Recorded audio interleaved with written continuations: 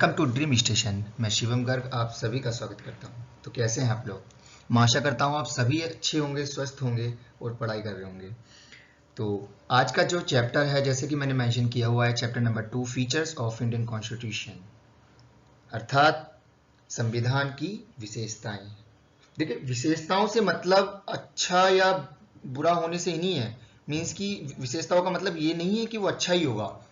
विशेषता का मतलब है उसके अंदर क्या क्या फीचर्स हैं। लाइक अगर मैं कोई भी एग्जांपल लेता हूं, जैसे कि आप मोबाइल चलाते हो, उस मोबाइल की क्या क्या विशेषता हो सकती है कि उसमें उसकी फिजिकल फीचर्स हो सकते हैं कि इसमें इसके ऊपर एक स्क्रीन गार्ड चढ़ा होता है, इसके पीछे कवर लगा सकते हैं, ठीक है। ऐसी ही हर चीज उसके अंदर की सॉफ्टवेयर की विशेषता आप बता सकते हो कि इसमें हम गेम्स खेल सकते हैं, इसमें पढ़ाई कर सकते हैं। तो विशेषता का मीन्स है कि उसके अंदर क्या क्या फीचर्स हैं। ओके, तो ये विशेषता है। और ये मेरा टेलीग्राम चैनल है जिसपे मैं रोज क्विज कराता हूँ, ठीक है। पोल क्विज भी कराता हूँ और सिंपल वाली क्विज भी कराता हूँ, सुबह 10:30 और रात को 10:30 में। तो जिसको और जैसे मैं जो जो चैप्टर कराता जाऊंगा उसकी क्विज में अपने टेलीग्राम चैनल पर रोज लेता रहूंगा। तो मेरी सभी से गुजारिश और प्रार्थना है कि प्लीज टेलीग्राम चैनल को ज्वाइन कर लीजिए। और इससे रिलेटेड जो भी इंपॉर्टेंट कंटेंट होगा, इससे भी शॉर्ट नोट, वो मैं अपने इंस्टाग्राम चैनल पे डाल दिया करूंगा, जो कि मेरा चैनल ड्रीम स्टेशन जीएस है। ओके, तो अच्छा लगे तो प्लीज लाइक और सब्सक्राइब कर दीजिएगा। आइए चैप्टर शुरू करते हैं। चैप्टर नंबर 2 भारतीय संविधान की विशेषताएं। सबसे पहला मैंने इसमें विशेषता रखा है लचीला एवं कठोर संविधान। इसे नम्य एवं अनम्य संविधान भी कहते हैं, इंग्लिश में फ्लेक्सिबल एंड रिजिड कॉन्स्टिट्यूशन। अब देखिए इससे मतलब क्या है। हमारा संविधान ना तो ज्यादा लचीला है और ना ही ज्यादा कठोर है। मींस ना तो ऐसा है कि उसमें जल्दी से हम कोई भी बदलाव कर सकते हैं, कोई भी बदलाव कभी भी कर सकता है, ऐसा भी नहीं है। और ऐसा भी नहीं है कि इतना कठोर है कि इसमें कभी बदलाव ही नहीं हुए। हम सभी जानते हैं कि जब संविधान बना था तो उस टाइम पर आर्टिकल्स कितने थे आपको पता है? 395। कितने? 395। ओके, और इसमें 22 भाग थे, 22 भाग थे और 8 अनुसूचियां थी, शेड्यूल्स थे। बट बाद में इसमें अमेंडमेंट करके 4 तो अनुसूचियां जोड़ दी गई। ओके, और बाकी इसमें अमेंडमेंट कर करके पार्ट क्या गए या means A B C D बनाकर जोड़ दिए गए। तो आज की डेट में आप देखोगे तो लगभग 90 आर्टिकल्स अमेंडमेंट के रूप में और जोड़ दिए गए हैं तब से, जब से आर्टिकल बना है। Okay, approximately. बाकी हम पढ़ेंगे जब आर्टिकल्स के अंदर जाएंगे। अब देखिए मैंने इसमें एक पॉइंट लिखा है 2/3 majority in houses plus more than 1/2 state support. अब काफी लोगों को ये समझ में नहीं आता, इसको आज मैं समझा देता हूं। इसका मतलब ये देखो, कोई भी अगर ऐसा बिल पास करना होता है जो कि बहुत इंपॉर्टेंट होता है, इंपॉर्टेंट मींस मैं ये बोल सकता हूं एक बिल होता है संविधान संशोधन विधेयक। ओके, इसका मतलब है संविधान में कोई भी संशोधन करना होता है तो हमें बिल ऐसे ही नहीं कि हमने जस्ट सोचा संसद ने कि चलो ये वाला बिल हम लाते हैं और इसे पास कर देते हैं, ऐसा नहीं होता। उस बिल को लोकसभा या राज्यसभा में सबसे पहले पास कराना होता है, और वो पास तब होगा जब 2/3 मेजोरिटी उसको कर देगी। मेजोरिटी के हिंदी में कहते हैं बहुमत। अब उस बहुमत से है तात्पर्य कि जैसे मान लीजिए जैसे आपको पता है कि 545 इस टाइम लोकसभा में सदस्य हैं, ठीक है। तो इसके 2/3, अगर हम इसके 2/3 निकालते हैं तो कितना बैठ जाएगा? वो आपका बैठ जाएगा 363.3 मींस 364 के आसपास। जब इतने लोग इस बात से सहमत हो जाएंगे कि हाँ ये बिल सही है और इसको पास कर दो, तब ये पास होगा।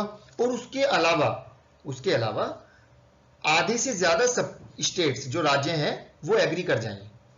मैं इसका हाल ही का एग्जांपल दे देता हूँ। 2016 में जीएसटी बिल आया था तो उसमें भी यही हुआ था। सबसे पहले लोकसभा में 2/3 मेजोरिटी से वो पास हुआ। उसके बाद फिर जब हाफ से ज्यादा स्टेट्स ने अनुमति दे दी कि हाँ ये बिल सही है, ठीक है, विधानसभा के द्वारा होता है। मैं आपको समझाऊंगा कि विधानसभा क्या होती है, विधान परिषद क्या होती है, लोकसभा क्या होती है, राज्यसभा क्या होती है। तो फिर से सुनिएगा कि 2/3 मेजोरिटी चाहिए आपको संसद में और 1/2 स्टेट्स, यानी कि जैसे आज की डेट में 28 स्टेट्स हैं तो 14 से ज्यादा स्टेट, मिनिमम 14 स्टेट्स तो आपको चाहिए ही चाहिए। ओके, मिनिमम 14 स्टेट्स तो आपको चाहिए ही चाहिए एग्री के लिए। ओके, अब नंबर सेकंड हम पढ़ते हैं सबसे लंबा एवं लिखित संविधान। आपको पता होगा कि हमारा इंडिया का जो संविधान है सबसे लंबा है, काफी पेचीदा है, बकिष्ट है और लिखित भी है। ऐसे यूएसए का है, जबकि ब्रिटेन का जो संविधान है वो अलिखित था। सबसे पहला अलिखित संविधान ब्रिटेन का था। ओके, नंबर थर्ड पॉइंट, सरकार की संसदीय प्रणाली, पार्लियामेंट्री सिस्टम ऑफ गवर्नमेंट। देखो जैसे मैंने यहाँ भी दिखाया है, संसद के 3 पार्ट होते हैं। सबसे ऊपर हाईएस्ट पे माना जाता है राष्ट्रपति, फिर उससे नीचे आता है उच्च सदन राज्यसभा, और फिर निम्न सदन जिसे जनता का सदन भी कहते हैं लोकसभा। तो ये 3 पार्ट होते हैं, और ये हमने ब्रिटेन से लिया था क्योंकि ब्रिटेन ही हमारे ऊपर राज करके गए थे। तो इसमें मंत्री परिषद जो होते हैं वो रूल्स वगैरह बनाते हैं संसद में बैठकर। तो ये आर्टिकल नंबर 74 है, वो मैं आपको बाद में बताऊंगा आर्टिकल्स अलग से। स्वतंत्र एवं निष्पक्ष न्यायपालिका, आपको पता होगा ये हमने यूएसए से लिया है। यूएसए में न्यायपालिका सबसे अच्छी है, जुडिशरी सबसे अच्छी है। तो हमारे यहाँ की भी हमने न्यायपालिका को अच्छा करने के लिए वैसे से ये प्रावधान लिया, ये रूल लिया, ये लॉ लिया। जो क्या है कि हमारी यहाँ की जो सुप्रीम कोर्ट, जो हमारे यहाँ की जो न्यायपालिका होगी वो एकदम निष्पक्ष होगी, और उसे सरकार से कोई लेना देना नहीं होगा। मीन्स कोई भी सरकार का व्यक्ति वहां जाके न्यायालय में ये नहीं कह सकता कि मेरी बात है इसे रखो, इसे मानो। ओके, वो केवल अपनी बात को रख भले ही सकता है, लेकिन उसे मनवाने के लिए, मानने के लिए सुप्रीम कोर्ट या हाई कोर्ट या डिस्ट्रिक्ट कोर्ट बाध्य नहीं है। ठीक है, मीन्स हमारे यहाँ जो गवर्नमेंट से अलग होकर काम करती है वो केवल एक न्यायपालिका ही है। बाकी मैं आपको सब चीजें आगे बताऊंगा ये जब डिफरेंट चैप्टर्स आएंगे। नेक्स्ट पॉइंट, आंतरिक एवं बाह्य स्रोत। अब देखिए, आप सभी को पता है कि भारत सरकार अधिनियम 1935 जब आया था उसमें काफी रूल्स थे। तो हमारे संविधान में बहुत सारे जो रूल्स, रेगुलेशंस, लॉज वो वहीं से ले लिए गए। ठीक है, और बाकी तो डिफरेंट कंट्रीज से लिए गए थे, वो अगले चैप्टर में मैं आपको बताऊंगा। तो आपको ये समझ में आ गया कि संसद के 3 पार्ट, ये और ये सुप्रीम कोर्ट का, हाई कोर्ट का, डिस्ट्रिक्ट कोर्ट का, इनका सबका अलग से लेक्चर हो जाएगा। न्यायपालिका भी अलग से लेक्चर होगा, तब भी मैं ये समझाऊंगा। ओके, आगे चलते हैं। अगला पॉइंट है मौलिक अधिकार। मौलिक अधिकार को इंग्लिश में फंडामेंटल राइट्स कहते हैं। ये हमारे फंडामेंटल राइट्स हैं जो हमें मिलने चाहिए। ये हमने यूएसए से लिया है। ओके, इसके बाद एकल नागरिकता। इसका मीन्स ये है कि हमारे भारत में अगर आपको नागरिक बनना है तो केवल एक तरह से सिटीजनशिप लेनी पड़ेगी, जिसे सिंगल सिटीजनशिप कहते हैं। जबकि यूएसए में ऐसा नहीं, यूएसए में क्या होता है, आपको उस पर्टिकुलर स्टेट की भी लेनी पड़ेगी जहां पर आप रह रहे हो, और पूरे यूएसए की भी लेनी पड़ेगी एज ए कंट्री। ओके, और ये हमने जो रूल लिया था वो यूके से लिया है, ब्रिटेन से। ब्रिटेन में भी केवल सिंगल सिटीजनशिप है। ओके, राज्य के नीति निर्देशक तत्व, ये होते क्या है, इन्हें सब डीपीएसपी बोलते हैं। मैंने पहले उसमें भी बताया था जब मैं सिलेबस बता रहा था। ये हमने आयरलैंड से लिया है। एक्चुअली होता क्या है कि राज्यों को कुछ बातें बताई गई हैं कि आप ये कर सकते हो, लेकिन राज्य उसमें बाध्य नहीं है।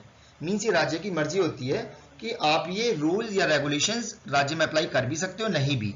ठीक है, और इसमें सुप्रीम कोर्ट पर हम याचिका दायर भी नहीं कर सकते। अगर कोई भी हमें लगता है कि राज्य के नीति निर्देशक तत्वों में से कोई भी पॉइंट हमको नहीं प्रोवाइड किया जा रहा, तो हम इसे अपील भी नहीं कर सकते इसके खिलाफ। ओके, नेक्स्ट पॉइंट इज मौलिक कर्तव्य। मौलिक कर्तव्य क्या होता है, fundamental duties. Fundamental duty means हमारी क्या ड्यूटी है संविधान के प्रति। तो ये जब संविधान बनाया गया तब तो नहीं था, बट बाद में इसे अमेंडमेंट के द्वारा जोड़ दिया गया, और ये चीज हमने रशिया से सीखी। ठीक है, नेक्स्ट पॉइंट है सार्वभौमिक मताधिकार। इसका मतलब यूनिवर्सल वोटिंग राइट। आप सभी को पता है कि हमारे इंडिया में ऐसा कुछ नहीं है कि कास्ट के बेस पर वोटिंग होती है कि ये बंदा देगा ये नहीं देगा। धर्म के बेस पर वोटिंग नहीं होती कि ये वाला धर्म वोटिंग करेगा, नहीं, कुछ नहीं। सार्वभौमिक अधिकार का मतलब सभी को वोटिंग करने का अधिकार प्राप्त है, यूनिवर्सल सफ्रेज भी कहते हैं। ओके, अगर इंग्लिश वालों के कभी एग्जाम आने लगे तो आप समझ जाइएगा। तो क्या था कि पहले 21 ईयर रखी गई थी जब संविधान बना था। तब समझा जाता था कि 21 की उम्र का जब कोई भी बच्चा बड़ा हो जाएगा तो वो 21 की उम्र में समझदार होता है। लेकिन बाद में 61th अमेंडमेंट के द्वारा, 61वां संशोधन के द्वारा इसे 18 वर्ष कर दिया गया, क्योंकि माना गया कि 18 वर्ष में आकर बच्चे समझदार होने लगे। काफी ज्यादा। चलो आगे चलते। नेक्स्ट पॉइंट है पंथ निरपेक्ष। अब ये पंथ निरपेक्ष क्या होता है, आप सभी ने धर्म निरपेक्ष तो सुना होगा, पंथ निरपेक्ष क्या होता है। एक्चुअली इस इंग्लिश में सेकुलरिज्म कहते हैं। एक्चुअली हुआ क्या था, जब संविधान बना गया था तो धर्म निरपेक्ष वर्ड यूज नहीं किया गया था, हर जगह पंथ निरपेक्ष वर्ड यूज किया गया था। बट उसका मतलब वही है धर्मनिरपेक्ष। ये होता क्या है, इसमें है कि आप किसी भी धर्म के हो लेकिन दूसरे धर्म से प्रति भेदभाव नहीं करोगे, ठीक है, चाहे आप हिंदू के हों या मुस्लिम के हों या जैन के या पारसी के या सिख के या ईसाई के, सब में आपस में मिलजुल कर रहना है और आपको कोई भी किसी भी धर्म से लड़ाई झगड़ा नहीं करना, ये धर्मनिरपेक्ष है, ठीक है। नेक्स्ट, त्रिस्तरीय शासन, 3 टायर गवर्नेंस। 3 टायर गवर्नेंस क्या है कि हमारे यहाँ 3 तरह से बांटा गया। देखो और कंट्रीज में क्या है, और कंट्रीज में मैं आपको बता दूं कि एक परिसंघ होता है, परिसंघ,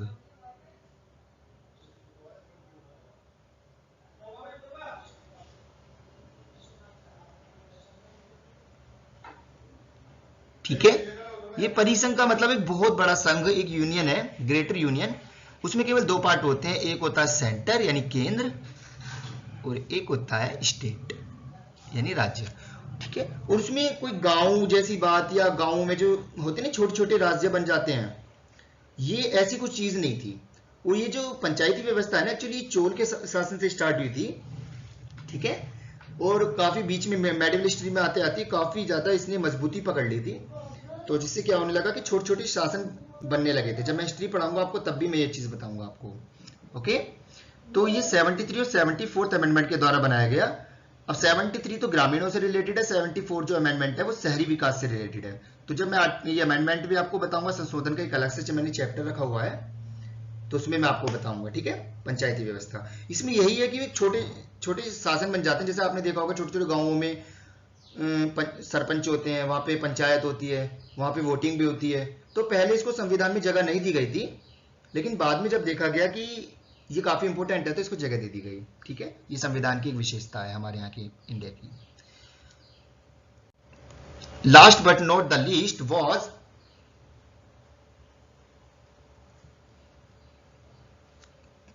फेडरल सिस्टम। ये पीछे नहीं हो पा रहा, सॉरी, तो मैं यहां लिख देता हूं फेडरल सिस्टम। फेडरल सिस्टम क्या होता है, देखो ये बार बार यूज होगा। इसका मतलब होता है कि संघात्मक, मतलब मिलके काम कर रहे हैं। हमारे यहाँ केंद्र और राज्य ऐसे नहीं है कि केंद्र अलग है तो और राज्य अलग है तो उनको आपस में कोई लेने देने नहीं, मिलकर काम करना, ये सबसे अच्छी विशेषता होती है, ठीक है। तो बस यहीं तक था, और मैं सभी से ये कहना चाहूंगा कि आप मटेरियल के पीछे मत भागना कि इतना कम मटेरियल है या ये कैसे, मतलब मैं आपको डिफरेंट डिफरेंट लेक्चर्स देख के या डिफरेंट डिफरेंट बुक्स पढ़ के या डिफरेंट डिफरेंट तरह से जैसे भी करके मैं आपको अच्छे से अच्छा कंटेंट प्रोवाइड करने की कोशिश करता हूं, नंबर 1 चीज।